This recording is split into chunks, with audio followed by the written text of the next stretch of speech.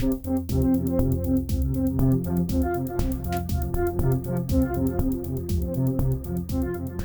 everyone, it's Elizabeth from Elpis Astrology at elpisastrology.com. Thanks for joining me today. So today I am going to do the whole of March from the standpoint of an astrological forecast. And individually, I will be doing each of your sun signs and or ascendants. So I will put a timestamp in for each of the ascendants so you can go directly to what is happening with regards to you specifically. So when we look at March 2022, we can really say that there's going to be some big changes in March for sure. So that if things have been stuck for you and not moving forward, this is the month where you're actually going to be able to see that the changes are starting to happen, and they're probably going to happen pretty rapidly too. So we start off on the 2nd of March 2022 with our new moon in Pisces, and it'll be at 12 degrees Pisces, 7 minutes, at 9:34 a.m. Pacific Standard Time. We will also have Mars in Capricorn going over Venus to connect with Pluto in Capricorn. So essentially having a Mars-Venus-Pluto conjunction. This is extremely powerful. Now when we have Mars and Venus together, typically we're talking about the celestial lovers. But here I think we're talking about males and females that are in traditional institutions working to transform things. Of course, the transformation comes through Pluto. So I would say this is really intense behind the scenes efforts by those people in power in our institutions, really putting great change into place. And I would expect to actually see that in the real world. That's not just going to be, we hope it's happening type of thing, and then we hear about it later. We're actually going to hear and see announcements about things with regards to change. So we then have on the 3rd of March, this whole Venus specifically does conjunct Pluto on her own.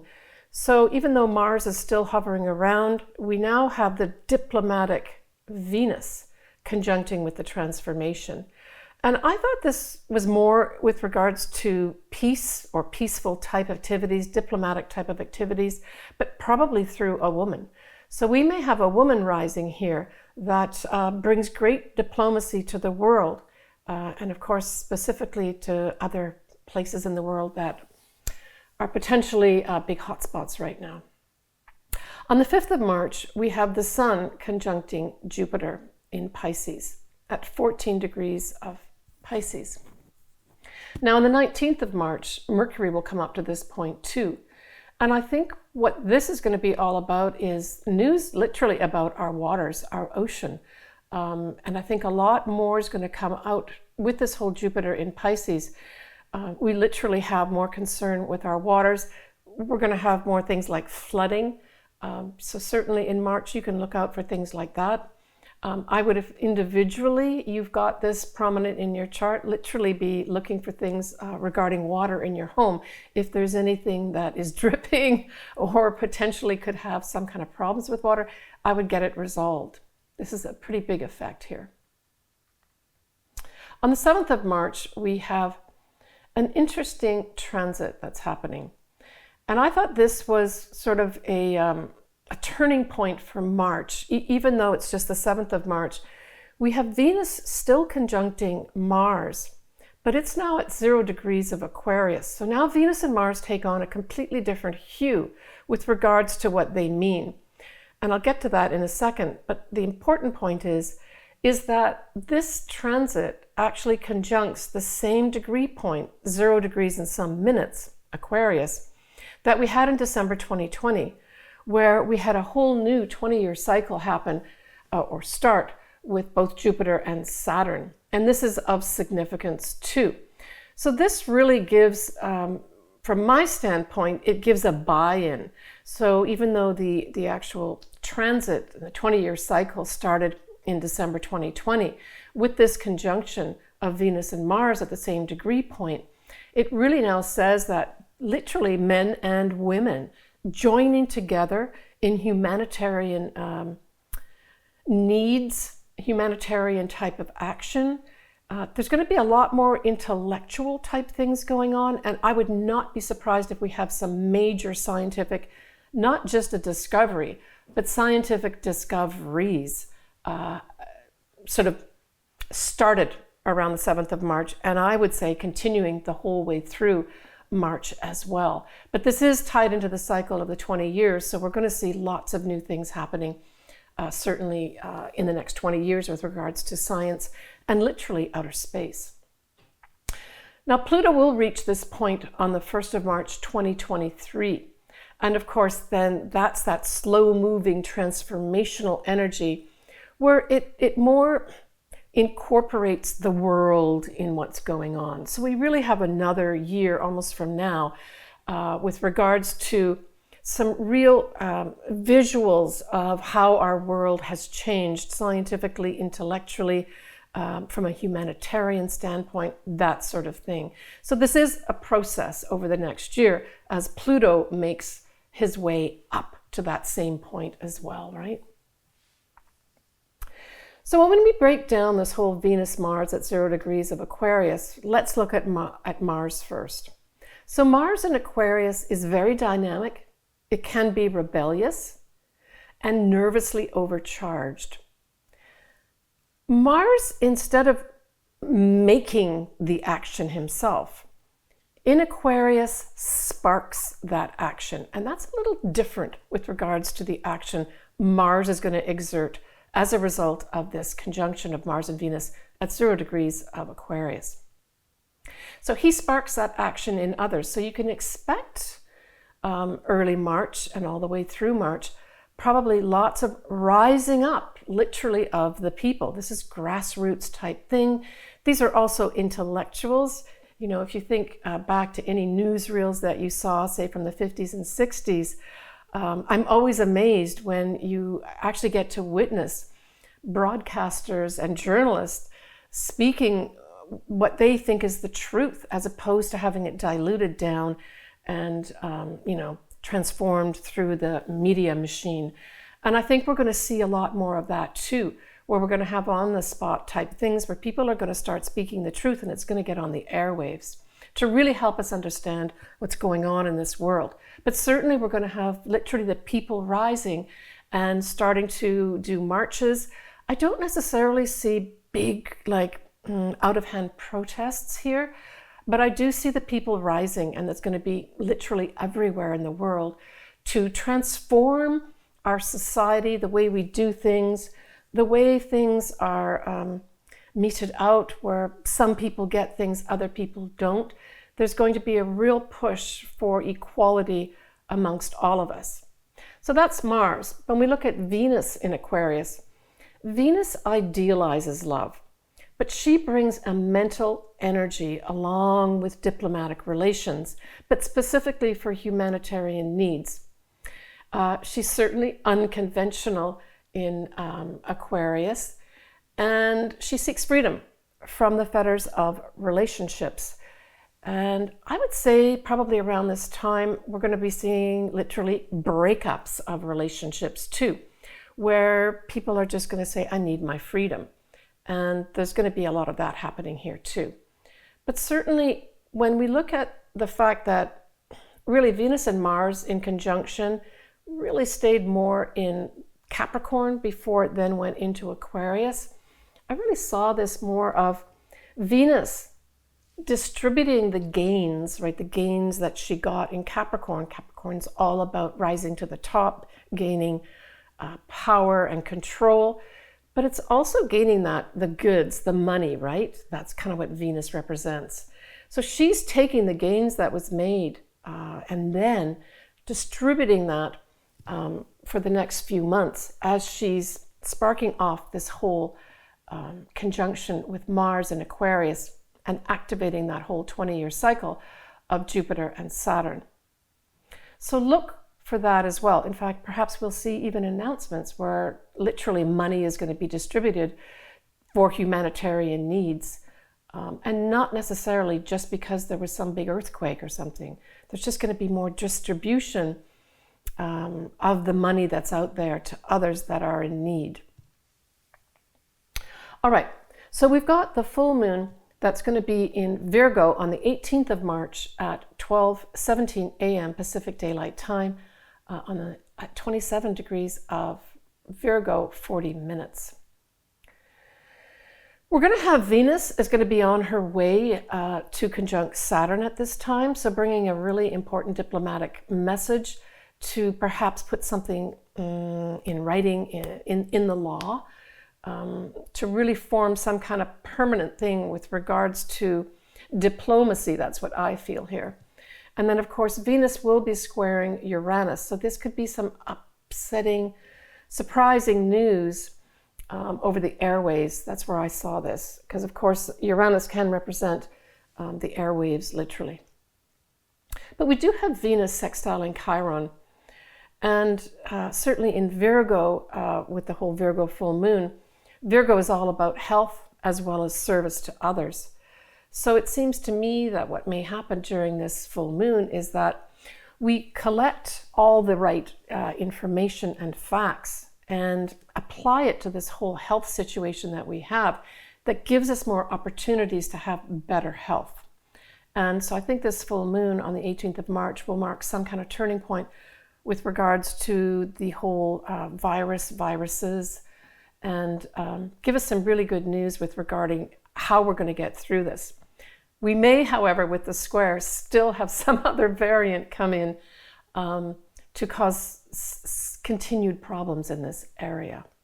So on the 21st of March, we have, certainly from an astrological standpoint, we have the beginning of the new year in astrology. I'm specifically talking about Western astrology, of course. And this is when the sun ingresses in at 0 degrees of Aries. So here we have the start of the astrological new year for Western astrologers. Happy New Year, everybody. But it also marks for you, Aries, a time of new beginnings for you as well. Now, what's interesting is this whole effect of whatever turns up in this chart at this time, of course, is going to cover the whole time period for 3 months with regards to influence.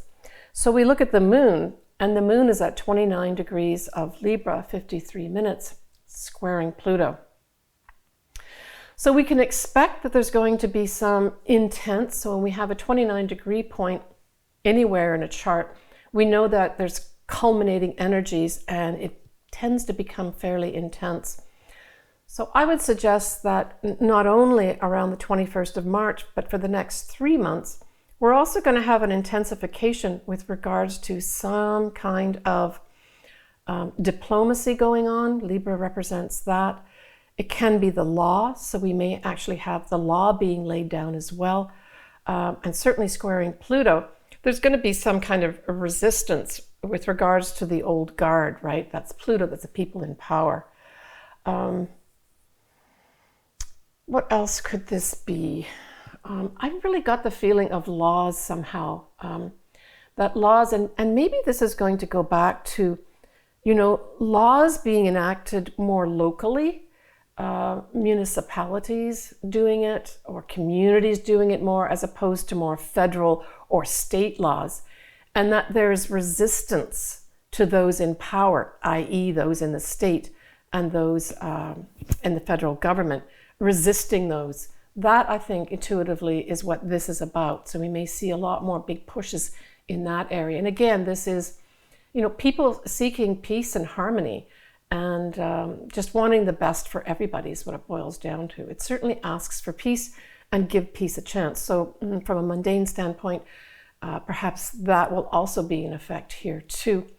Maybe even the Ukraine under the microscope with regards to peaceful negotiations. We do have Mercury conjuncting Jupiter too, and this gives a lovely energy with regards to, and of course this is going to be in Pisces. So Pisces always seeks out compassion, really tries to hone into how are you feeling, and has this empathetic sort of spiritual sort of hue to your conversations. So I would say that's a nice thing to go along with the intensity that's going to be with regards to the resistance of those in power. But we also have Venus, and it's a wide square, but Venus will be squaring Uranus at this time too. So again, this is that resistance to change, right? And again, I think there's going to be maybe some uprising of women to really try to enact change here. I haven't seen that specifically. I'm not saying women aren't working behind the scenes, but this may bring something more to the forefront where we see women taking more of a role with regards to the change that we need to make in our world. And we'll actually see faces. It's not just going to be some words written about them. All right, so we end the month with a new moon in Aries. So happy new year to you, Aries. It is on the 31st of March at 11:25 p.m. And of course, this is Pacific Daylight Time. Elsewhere, it will be on April Fool's Day, the 1st of April. So at this new moon in Aries, we have the moon at 11 degrees of Aries, 31 minutes. And nicely, this sun and moon, because at every new moon we have the moon and the sun together, will conjunct Chiron.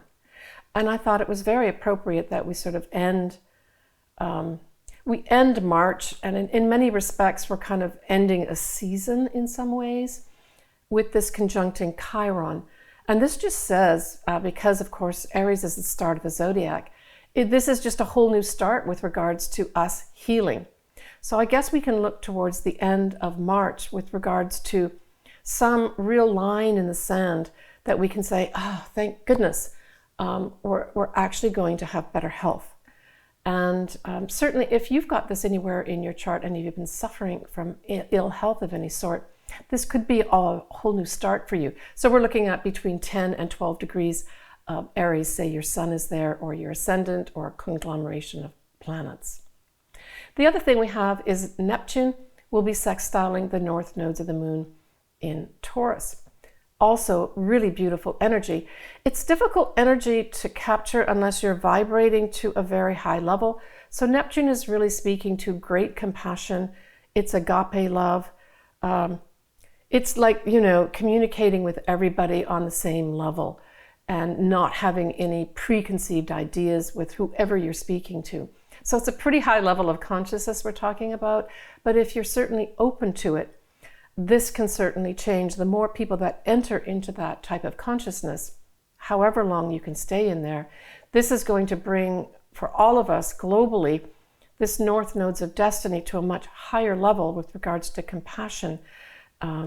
Compassion for all, but especially compassion for ourselves, right? Now Saturn will be squaring Neptune sextiles, but Saturn will be squaring this. So Saturn goes back to the traditional, right? So it goes back to the more 3D type things with regards to where should we be going next as part of mankind. So again, I'm talking about more mundane type aspects. And so this is those in charge, those who've been telling us what to do, saying that we must continue doing it this way, the traditional ways. Whereas the Neptune sextile is saying, look, I'm trying to give you some opportunities here to really do things a lot better. It's not going to be more difficult to do it. It just means that more people will benefit. And this may also be tied into, with regards to our earth, literally, right? Our farming practices, and by extension, anything to do with our water as well, where we're going to be given some opportunities to clean things up. And I think we must take them. But we're going to have some resistance from those that are kind of ruling the traditional ways we've been doing things. All right. Next, I'm going to be covering each of the sun signs and ascendants. My preference is for you to actually read for your ascendant if you can only read or listen to one. This is going to give you the area of your life that's going to be affected by the new moons and the full moons and then any other aspects that are happening in March. Right, so before I go on to go into your individual signs or ascendants, this is my first attempt at doing monthly videos by sign and posting them by sign, so they can be more specific and individual to each of you. I'd be interested to hear your comments if you have any, and certainly if you feel that you like this format, I'd like to hear that too. Always open to suggestions, and I hope this is going to be of benefit to everybody. I've really enjoyed it. It's been a lot of preparation, but it's been a lot of fun too, and I plan to continue this and maybe even offer new things to my subscribers and viewers. Thanks for watching, and have a wonderful March. All right, so when we look at you, Aries, and so you were covered quite a lot in my introduction. You've got your whole new start because you've got your new moon in Aries literally at the end of March. And certainly for those Aries that have anything between 10 and 12 degrees of Aries, this literally is going to be a whole new year for you. But when we go back to the full moon at the beginning of March in Pisces, this is going to be in your 12th house. And because Jupiter is going to be conjuncting that full moon in Pisces, this is really emphasizing the spiritual side of life. Now, it is a full moon, so you could have things like secrets come to the surface, either your secrets or other secrets that have been kept from you. You could decide to take up metaphysics at this time. Something like maybe Kundalini yoga might be really useful for you. Addictions can also come up at this time, and that's because we've got the relationship with Pisces, which, you know, likes to dissolve things, and we think of what dissolves things, and alcohol and drugs can dissolve the way we look at things, right, and give us a whole different thing. So for those that are perhaps trying to end addictions, this might be a good time for you to look at what needs to end in your life with regards to that area. We talked about the new moon already in Aries. I would say certainly at that new moon, Aries, this should be a focus of healing. So perhaps at the full moon, there was some kind of review of different things that needed to change in your life, because of course the 12th house is also your deep self, where you're kind of hiding things and not wanting to look at. So perhaps you did look at some things and decide to take some steps. And then once you end the month with your new moon in Aries, there's a much greater healing that's happened, and you can actually feel that in yourself. With Saturn, though, squaring the north nodes at that new moon, someone may throw you a curveball or challenge regarding you getting on your destiny path. So I would say that if there is some big decisions that you're making, Aries, that's going to require you maybe going against the traditional ways of doing things, or maybe someone who has some kind of power over you, that you may have to take up that challenge and decide that you are going to go on that your own path as you see it. It's a whole big new start for you, Aries, I would say, this March, especially at the end of the month, where I think you're going to take on the mantle of some new pioneering way of doing your life. Good luck, Aries. So that's my wrap up for March 2022. I hope everyone's enjoyed it. It is a new format that I'm using. I would be delighted to hear any comments or suggestions that you have. I hope everyone has benefited from being able to listen more specifically to their individual sign and or ascendant. I've had a lot of fun putting this together and plan to continue, but I'd love to hear from you, and your comments are always welcome. Have a wonderful March. We are springing into spring and then on to summer. Looking forward to it. Sending everybody lots of love. Bye for now.